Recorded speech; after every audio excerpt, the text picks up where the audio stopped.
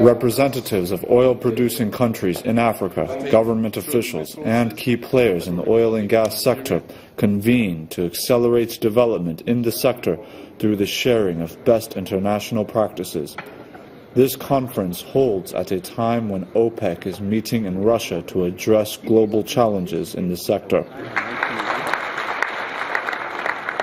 Nigeria's acting president, Professor Yemi Osinbajo, decries the fall in oil prices over the past 3 years and its detrimental influence on the international and domestic oil market. This huge challenge, he says, must be addressed by reforming the oil and gas sector to withstand any shocks that may arise in the future.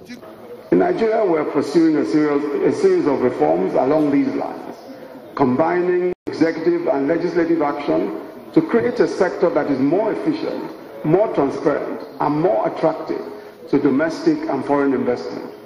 We are also making progress in fine-tuning and implementing our local content policy.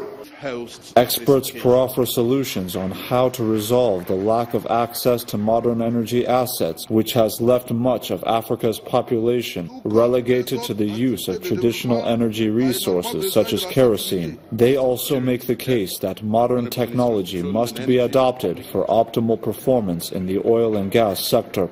We need to begin to look at the African market and how they can enlarge it, expand it, make it robust, and yet protect it, so that those of us who play in that market will be able to have a first opportunity to utilize that market. Today, an African consumes an average of 0.4 ton oil equivalent. This paradox must challenge us all, because no economy can develop without these fundamental factor which is modern energy.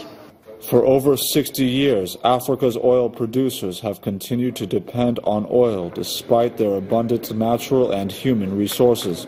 While many resolutions will be reached here, observers say it is important to develop other sectors such as agriculture and manufacturing for greater economic diversification across the continent.